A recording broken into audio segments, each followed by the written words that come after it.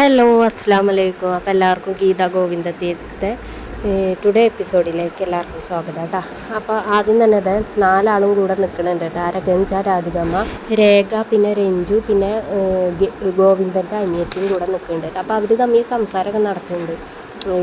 രാധികമ്മ അപ്പോൾ പറയുന്നുണ്ട് എന്താണെന്ന് വെച്ചാൽ, ഞാനാണോ അവളുടെ മനസ്സ് മാറ്റിയതെന്ന് ചോദിക്കുന്നുണ്ട്.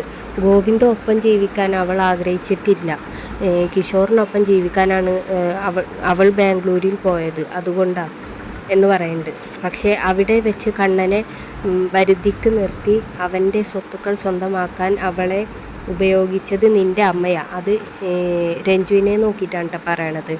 അതിനു വേണ്ടി പാവം ഗീതുവിൻ്റെ മനസ്സിൽ ഗോവിന്ദിനെ സ്വന്തമാക്കാനുള്ള മോഹം സൃഷ്ടിച്ചതും നിൻ്റെ അമ്മയാണെന്ന് പറയുന്നത്. അപ്പോൾ അവർ എല്ലാവരും ഇങ്ങനെ ഞെട്ടണമൊക്കെ ഉണ്ട്.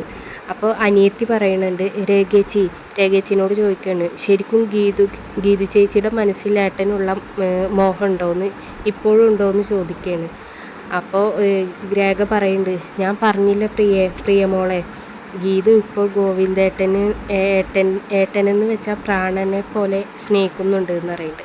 അപ്പം അനിയത്തി പറയുന്നുണ്ട്, ഗീതു ചേച്ചിക്ക് ഏട്ടനെ ജീവനാണെങ്കിൽ രണ്ടുപേരെ ഒന്നിപ്പിക്കാൻ എനിക്കറിയാമെന്ന് പറയുന്നുണ്ട്. അപ്പോൾ അത് പറഞ്ഞപ്പോൾ അമ്മ ഞെട്ടുന്നുണ്ട് കേട്ടോ. പക്ഷേ പ്രിയയുടെ അല്ല, മറ്റേ രേഖയുടെ പിന്നെ മറ്റേ രഞ്ജുവിൻ്റെ ഒക്കെ മനസ്സിൽ മുഖത്തൊക്കെ നല്ല സന്തോഷം കാണുന്നുണ്ട്.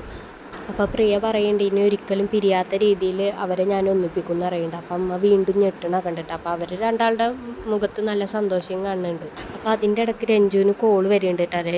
രഞ്ജുവിൻ്റെ അമ്മയാണ് വിളിക്കണത്. അപ്പോൾ രഞ്ജു കോള് വന്നപ്പോൾ രഞ്ജു അങ്ങോട്ട് പോയി. അപ്പോൾ രാധികാമ്മ മറ്റേ അനിയത്തിനെ ഇങ്ങനെ നോക്കുന്നുണ്ട്. രാധികാമ്മയുടെ മോളെങ്ങനെ നോക്കുന്നുണ്ട്, ഇനി എന്ത് സംഭവിക്കും എന്നുള്ളതിലായിരിക്കും ഇങ്ങനെ നോക്കണൊക്കെ ഉണ്ട് കേട്ടോ.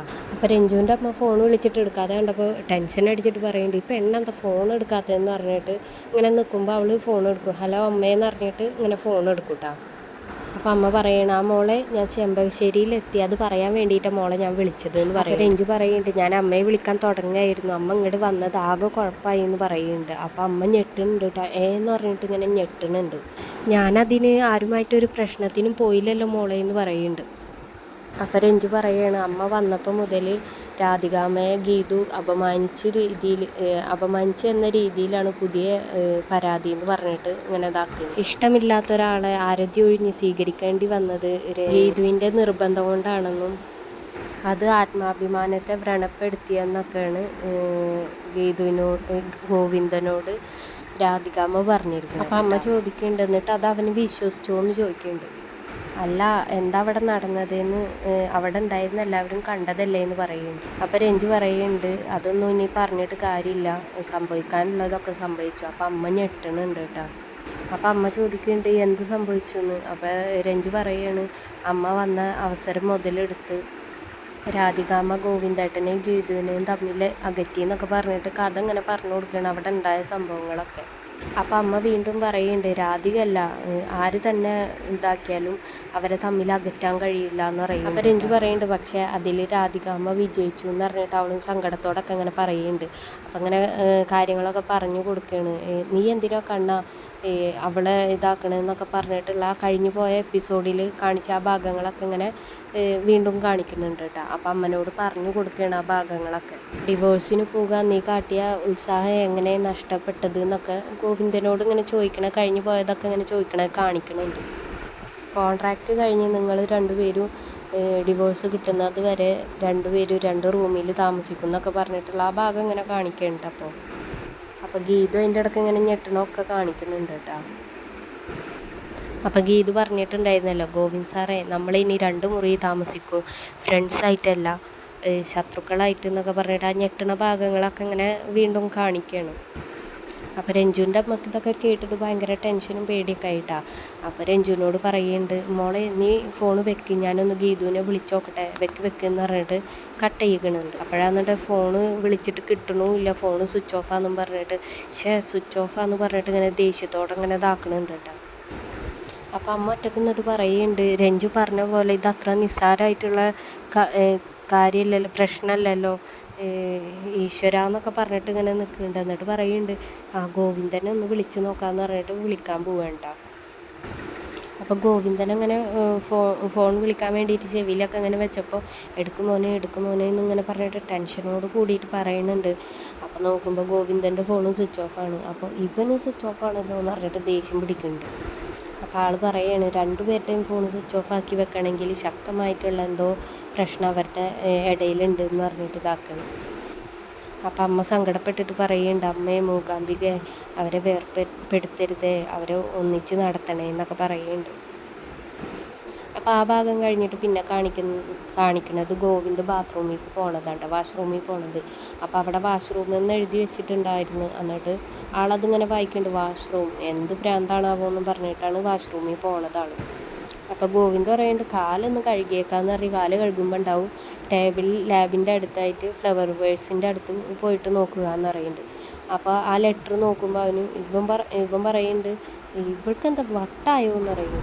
അപ്പോൾ ആൾ ഒറ്റക്കെന്ന് പറയുന്നുണ്ട് ഫ്ലവർ വേഴ്സിൽ എന്ത് നോക്കാൻ ഒലക്കട മൂടാന്നൊക്കെ പറഞ്ഞിട്ട് എന്തായാലും നോക്കിയേക്കാന്ന് പറഞ്ഞിട്ട് പോവുന്നുണ്ട്.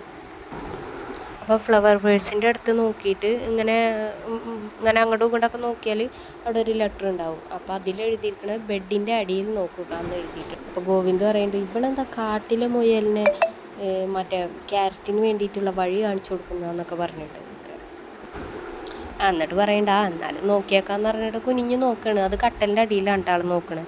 അപ്പോൾ പറയുന്നുണ്ട് ഇവിടെ ഒന്നൊരു തേങ്ങയും കാണുന്നില്ലല്ലോ. അപ്പോഴാണ് ആൾക്ക് മനസ്സിലായത് കട്ടലിൻ്റെ അടിയിലല്ലല്ലോ പറഞ്ഞത്, ബെഡിൻ്റെ അടിയിൽ എന്നല്ല പറഞ്ഞത്. എന്നിട്ട് ബെഡിൻ്റെ ഇങ്ങനെ ഓരോ ഭാഗങ്ങളൊക്കെ എടുത്ത് പൊക്കി നോക്കുന്നുണ്ട് കേട്ടോ. അപ്പോൾ അവിടുന്ന് ഒരു ലെറ്റർ പിന്നെയും കിട്ടും. അപ്പോൾ അതിൻ്റെ ഇടയ്ക്ക് ഗീതു വണ്ടിയിൽ പോണേ ഇങ്ങനെ കാണിക്കുന്നുണ്ട് കേട്ടോ. വെള്ളിച്ചില്ലം വിതറി എന്നുള്ള പാട്ടൊക്കെ ഇങ്ങനെ വെച്ചിട്ട് പോണേ കാണിക്കുന്നുണ്ട്. അതിന് ശേഷം പിന്നെ കാണിക്കുന്നത് അപ്പോൾ അടുത്ത ക്ലൂ എന്നും പറഞ്ഞിട്ട് ഒരു ലെറ്ററിൽ എഴുതിയിട്ടുണ്ട് ഈ കുറിപ്പിൻ്റെ കൂടെയുള്ള താക്കോലെടുത്ത് നമ്മുടെ അലമാര തുറക്കുക എന്ന് പറഞ്ഞിട്ടാണ് കേട്ടോ പിന്നെ എഴുതിയിരിക്കുന്നത്. അപ്പോൾ അവ ഒറ്റക്ക് പറയുക എന്നോടുള്ള കലിപ്പ് തീർക്കാൻ അവൾ അലമാരയെ വല്ല ബോംബും വെച്ചിട്ടാണോ പോയിരിക്കണതെന്നൊക്കെ പറഞ്ഞിട്ട് നിൽക്കുകയാണ്. എന്നിട്ട് ആൾ തന്നെ പറയും ഏയ് എന്നറിയിട്ടോ. അപ്പോൾ ഗോവിന്ദ് അവിടെ താക്കോലായിട്ട് ഇങ്ങനെ താക്കോലുമ്പോൾ നോക്കിയിട്ടൊക്കെ ഇങ്ങനെ ചിരിച്ചിട്ട് ഡോറ് തുറക്കാൻ വേണ്ടി പോവുകയുണ്ട്, അലമാരയുടെ ഡോറ്. അപ്പോൾ അതിങ്ങനെ തുറക്കണ ടൈമിൽ ഗീതുവിൻ്റെ ഭാഗമാണ് പിന്നെ കാണിക്കണത്. അപ്പോൾ നിന്നെ ഞാൻ എന്താണ് വിളിക്കേണ്ടതെന്ന് കാണിക്കുമ്പോൾ അവൾ പെട്ടെന്ന് ഷോക്കായിട്ട് വണ്ടി ഒരു സൈഡിലേക്ക് നിർത്തുന്നത്. അപ്പോൾ അവളവിടെ വണ്ടി സൈഡാക്കിയിട്ട് ഇങ്ങനെ ഞെട്ടിയിട്ടൊക്കെ നിൽക്കുന്നുണ്ട് കേട്ടോ, വണ്ടിയിൽ ഇരിക്കുന്നുണ്ട്. അപ്പോൾ ഇവൻ്റെ ഭാഗമാണ് പിന്നെ കാണിക്കുന്നത്. ഇവൻ ഡോറ് തുറന്നാൽ കാണാം ഒരു ടെഡി ബിയർ, പിന്നെ കുറച്ച് ഫ്ലവേഴ്സും പിന്നെ ഒരു കാർഡൊക്കെ ആയിട്ട് ഇങ്ങനെ ഇരിക്കുന്നുണ്ട്. അപ്പോൾ ഇവനും ആകെ ഇങ്ങനെ ഞെട്ടും എന്താണ് സംഭവം എന്നൊക്കെ ഉള്ള രീതിയിൽ. എന്നാലും അതൊക്കെ കണ്ടപ്പോൾ ഒരു ചെറിയ സന്തോഷമൊക്കെ ഉണ്ട് കേട്ടോ. അപ്പോൾ അവൻ്റെ മുഖത്തൊരു ചെറിയ ചിരിയൊക്കെ ഇങ്ങനെ കാണുന്നുണ്ട്. അപ്പോൾ അവൻ ആ കാർഡൊക്കെ കവറെടുത്ത് നോക്കുന്നുണ്ട്, ഉള്ളിലത്തെ കാർഡ് എടുത്ത് നോക്കുന്നുണ്ട്. അപ്പോൾ അതിൽ ഫസ്റ്റ് തന്നെ കാണുന്നത് ഇത് ഫൈനൽ ക്ലൂ അകത്തുള്ളത് നോക്കുക എന്ന് പറഞ്ഞിട്ട് എഴുതി വെച്ചിട്ടുണ്ട്. അപ്പോൾ അവനത് ആദ്യം അത് നോക്കാണ്ട് പിന്നെ അകത്തുള്ളത് പോയി നോക്കുക. അപ്പോൾ അതിലാദ്യം തന്നെ എഴുതിയിരിക്കണത് എൻ്റെ ഏറെ പ്രിയപ്പെട്ട കള്ളക്കണ്ണ എന്നാണ് കേട്ടോ. അപ്പോൾ ഇവന് ഞെട്ടിയിട്ട് എന്നൊക്കെ ആക്കണുണ്ട്. എന്നിട്ട് അവിടെ നിന്ന് നടന്ന് വന്നിട്ട് അടുത്ത് വായിക്കാൻ ഇങ്ങനെ പോകുന്നുണ്ട് കേട്ടോ. അപ്പോഴേക്ക് ഇവിടെ ഗീതുവിൻ്റെ കാണിക്കുന്നുണ്ട്. അപ്പോൾ ഗീതു കേൾക്കണത് അവൻ്റെ വോയിസാണ് കേട്ടോ. അപ്പോൾ അതിൽ പറയണത് നിന്നെ ഞാൻ എന്ത് വിളിക്കണം എന്ന് തീരുമാനിക്കണമെങ്കിൽ ആദ്യം നീ എനിക്ക് ആരാണെന്ന് തിരിച്ചറിയണം എന്ന് പറഞ്ഞിട്ടുള്ളതാണ്. അപ്പോൾ ഗീതു ഇങ്ങനെ ചെറിയ ചിരിയൊക്കെ ആയിട്ട് ഇങ്ങനെ ഒരു ഞെട്ടലോട് കൂടിയിട്ടൊക്കെ ഇങ്ങനെ വണ്ടിയുടെ സീറ്റുമ്മൽ ഇങ്ങനെ ചാരിക്കെടുക്കണൊക്കെ ഉണ്ട് കേട്ടോ. എന്നിട്ട് അതിലും ഇങ്ങനെ പറയുന്നുണ്ട് ആരാണ് നീ എന്ന് പറഞ്ഞിട്ട്, കഴിഞ്ഞ കുറേ കാലമായി ആ ചോദ്യത്തിനുള്ള ഉത്തരം തേടുകയാണ് എന്ന് പറഞ്ഞിട്ട്. ഒരിക്കലും ഒരു പെൺകുട്ടികളായിട്ട് ഒരു തരത്തിലുള്ള റിലേഷനും ആഗ്രഹിക്കാത്ത ഒരാളായിരുന്നു ഗോവിന്ദ് മാധവൻ എന്നൊക്കെ പറയുന്നുണ്ട് കേട്ടോ. എനിക്ക് നീ ആരാ പെണ്ണേന്ന് പറയുമ്പോൾ അപ്പോൾ അവളിങ്ങനെ മനസ്സിൽ ചിന്തിക്കുന്നുണ്ട് ഇതിനുള്ള മറുപടി ഞാൻ അവിടെ എഴുതി വെച്ചിട്ടുണ്ട് എന്ന് പറയുന്നുണ്ട്. കണ്ണേട്ടനെ അത് കാണുമെന്നൊക്കെ പറഞ്ഞിട്ട് ഇരിക്കുകയാണ് കേട്ടോ. അപ്പോൾ അതിലുണ്ടാവും ഇങ്ങനെ ലെറ്റർ വായിക്കണവന് തികച്ചും യാദൃശികമായിട്ടാണ് നമ്മൾ ഒരു മുതിർന്ന നല്ല മനുഷ്യനോട് അയാളുടെ മനസ്സിൽ പ്രവർത്തികൾ തിരിച്ചറിഞ്ഞ് തോന്നി ബഹുമാനം. അതായിരുന്നു എനിക്ക് കണ്ണേട്ടനോട് ആദ്യം തോന്നിയത്. എന്നാൽ നമ്മളെ കുടുംബങ്ങൾ തമ്മിലുള്ള ശത്രുത അറിഞ്ഞതോടുകൂടെ എനിക്ക് ആകെ പേടിയായി. ആ ബഹുമാനവും സ്നേഹവും എൻ്റെ മനസ്സിലടക്കി. എങ്കിലും എൻ്റെ അച്ഛൻ കാരണം കുടുംബം തകർന്ന ആ അച്ഛൻ്റെ മകനോട് പേരറിയാത്തൊരടുപ്പ് എനിക്ക് തോന്നിയിരുന്നു. ഒരിക്കലും അത് സിമ്പതി അല്ലായിരുന്നു എന്ന് ഞാനിപ്പോൾ തിരിച്ചറിയുന്നു. ഇങ്ങനെയൊക്കെ സംഭവിക്കണമെന്ന് ദൈവം നേരത്തെ തീരുമാനിച്ചു വെച്ചിട്ടുണ്ടാവും. വിധി ഏതൊക്കെയോ വഴിക്ക് കറക്കി വിട്ട് പിന്നെ ഒന്നിച്ചായ രണ്ട് പമ്പരങ്ങളാവും നമ്മൾ. അല്ല കണ്ണേട്ടാ. അപ്പോൾ ഇതൊക്കെ വായിച്ചിട്ട് അവൻ അവിടെ നിന്ന് തലൊക്കെ നിന്ന് ആട്ടുന്നുണ്ട് കേട്ടോ ചിരിച്ചിട്ട്. അപ്പോൾ ഇവളും ഇവിടെ ഇരുന്ന് ചിരിക്കുന്നുണ്ട് ഇവൻ്റെ വോയിസ് കേട്ടിട്ട്. അപ്പോൾ ഇവൻ്റെയാണ് പിന്നെ കാണിക്കുന്നത് പ്രിയയും വിനോദും കൂടെ തമ്മിലുള്ള വിവാഹം നടക്കാൻ വേണ്ടിയിട്ട് നിന്നെ കല്യാണം കഴിക്കണമെന്ന് നിൻ്റെ അച്ഛൻ വാശി പിടിച്ചു എന്ന് പറഞ്ഞു. നിൻ്റെ കഴുത്തിലെ താലിച്ചരടിൽ നമ്മൾ ഒന്നിച്ചത് എന്ന് പറയുമ്പോൾ ഇവളിങ്ങനെ താലിയൊക്കെ പിടിച്ചിട്ട് ഇങ്ങനെ ചാരിക്കിടുന്നിട്ട് ഇങ്ങനെ അങ്ങനെ നമ്മൾ തമ്മിലുണ്ടാക്കിയ കോൺട്രാക്റ്റിൻ്റെ ഭാഗമായിട്ടാണ് ജീവിതത്തിൽ അന്ന് വരെ തുറക്കാത്തൊരു ലോകം. പരസ്പരം ഇണങ്ങിയും പിണങ്ങിയും നമ്മൾ നല്ല സുഹൃത്തുക്കളായി. നീയുമായുള്ള സൗഹൃദം എനിക്കൊരു പുതിയ അനുഭവമായിരുന്നു എന്ന് പറയുമ്പോൾ അവളിങ്ങനെ ഇങ്ങനെ ചാരി എടുക്കണൊക്കെ ഉണ്ട് കേട്ടോ ആ വോയിസ് ഇങ്ങനെ കേട്ടിട്ട്. ജീവിതത്തിൽ അന്ന് വരെ തുറക്കാത്തൊരു ലോകം എൻ്റെ മുന്നിൽ താനേ തുറന്നു. ഒരു മുതിർന്ന പെൺകുട്ടിയുടെ കൊച്ചു കൊച്ചു ആശകളും വാശികളും പ്രവർത്തികളും, ഒരു വഴക്കാളി പെണ്ണിൻ്റെ ഇഷ്ടങ്ങളും അനിഷ്ടങ്ങളും, ആത്മാഭിമാനമുള്ള സ്ത്രീയുടെ വലിയ സ്വപ്നങ്ങളും നിശ്ചയദാർഢ്യവും ഒക്കെ എനിക്ക് പുതുമയായിരുന്നു. ഒക്കെ ഞാൻ ആസ്വദിച്ചു.